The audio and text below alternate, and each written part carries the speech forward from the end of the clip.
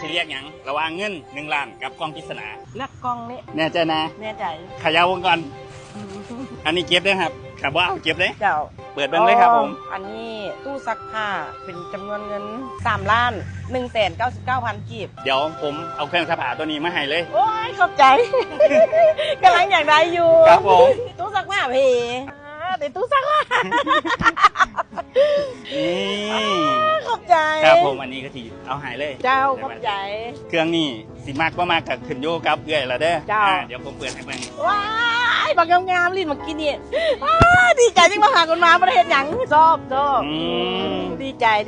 เคยได้ของแข็งสิบ่ครับ บ่เคยจักเทือ เราขายยังครับ มีขายลูกซีนแล้วก็ขายความมี อ๋อเผื่อมี แล้ว ลู ก็ ก มี ชิ้น แม่นมีน้ มีน้ ำเป็นล้อซาเล้งเลย ำถ้าเมาเวิร์ดเป็นราคาฉบับ